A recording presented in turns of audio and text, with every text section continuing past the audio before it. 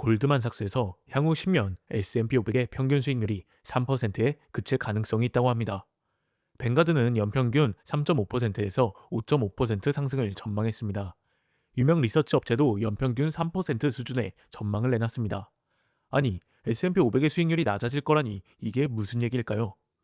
S&P 500이 미국 대표 지수이고 연평균 수익률 10%를 기대하고 투자했는데, 그래서 복리로 굴리면 10년 뒤에 2.6배, 20년 뒤에 7배가 될 거라고 생각했는데 실제로 그렇지 않으면 어쩌지? 이런 걱정 한 번쯤 해보신 적 없으신가요? 우리 기대처럼 S&P 500 수익률이 연 11%라면 원금 1억 원을 투자한 뒤 30년이 지나면 23억 원이 됩니다. 원금의 23배 수익입니다. 하지만 수익률이 7%라면 7억 6천만 원, 4%라면 3억 2천만 원에 불과합니다. 단 몇 퍼센트 차이 같지만 30년 뒤 계좌는 엄청난 차이가 발생합니다. S&P 500에 투자하시는 분들이 정말 많습니다. 직접 투자로도 많이 하시지만 연금저축, 퇴직연금, IRP, 그리고 ISA 계좌에서 특히 많이들 사고 계실 겁니다. 저도 많이 들고 있습니다. 앞으로 20년, 30년 더 투자할 건데 앞으로 S&P 500의 수익률이 어떻게 될지 한번 점검해보는 시간은 꼭 필요하다고 생각합니다. 그럼 바로 시작해 보겠습니다. S&P 500의 과거 30년 연평균 수익률은 10% 수준입니다. 과거 20년은 약 10%, 과거 10년은 약 14%입니다. 기간별로 끊어서 보겠습니다. 1996년부터 2005년까지 연평균 수익률은 약 9%입니다. 2006년부터 2015년은 7%입니다. 2016년부터 2025년은 13%입니다. 저희는 앞으로 10년인 2026년부터 2035년까지를 예상해 볼 겁니다. 먼저 우리가 가진 S&P 500의 투자 수익률이 어떻게 발생하는 것인지 보겠습니다. S&P 500은 미국 대표 기업 500개를 모아놓은 지수입니다.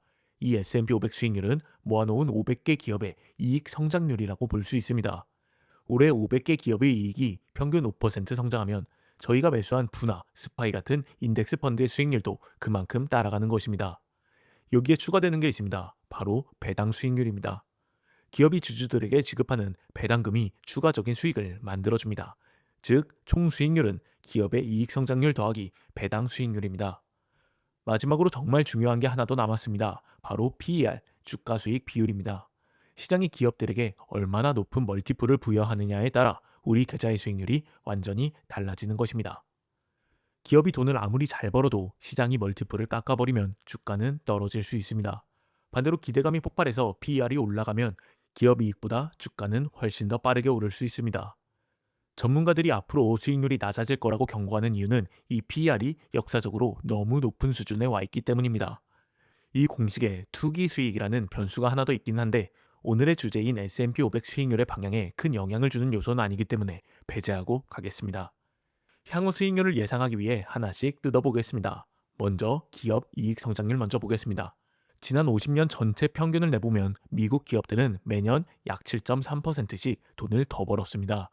그런데 최근 10년 평균은 11.8%입니다.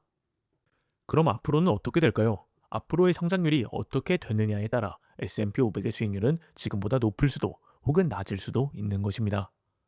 성장률의 하락을 언급하는 전문가들은 이미 덩치가 커져버린 빅테크들이 매년 20%씩 성장하는 것은 불가능에 가깝고 몸집이 커질수록 성장 속도는 자연스럽게 느려질 수밖에 없다고 말합니다. 하지만 저는 AI를 통한 생산성 폭발의 시기가 아직 오지 않았고 이제 막 초입을 지나고 있기 때문에 앞으로 AI 에이전트와 자동화가 본격적으로 현장에 도입되면 기업의 마진이 한 단계 더 점프업하는 단계가 올 것이라고 생각합니다. 매출 성장이 조금 더디더라도 비용은 줄고 효율은 극대화되면서 우리가 과거에 보지 못한 수준의 이익률을 기록할 수 있다고 생각합니다. 다음은 배당 수익을 보겠습니다. S&P 500의 배당 수익률은 계속해서 낮아지고 있습니다. 이유는 간단합니다. 첫 번째는 자사주 매입입니다. 미국 기업들은 배당보다 자사주 매입을 훨씬 더 선호합니다. 주식수를 줄여서 주당 가치를 올리는 게 주가 부양에 더 효율적이기 때문입니다. 두 번째는 성장주의 비중 확대입니다.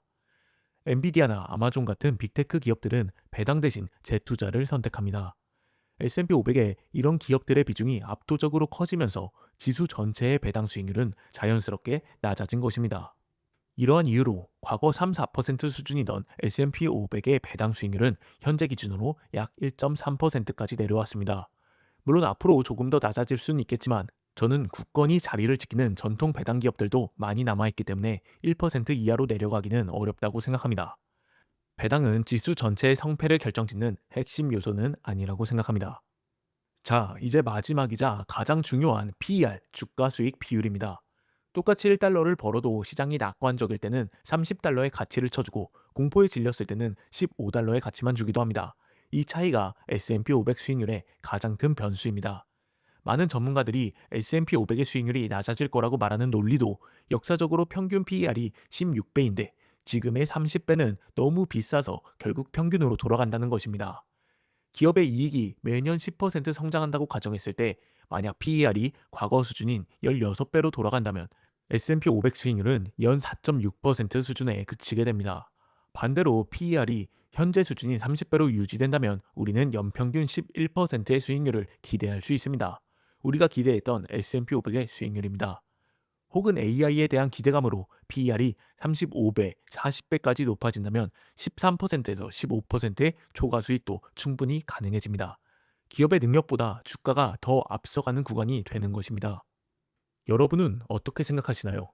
결론부터 말씀드리면 저는 지금의 PER 25배에서 30배는 적정 수준이라고 생각합니다. 과거 평균인 16배로 돌아갈 가능성은 낮다고 보고 있고 그렇기 때문에 제 ISA와 연금계좌, 퇴직연금에서 S&P 500을 계속해서 담고 있는 것입니다.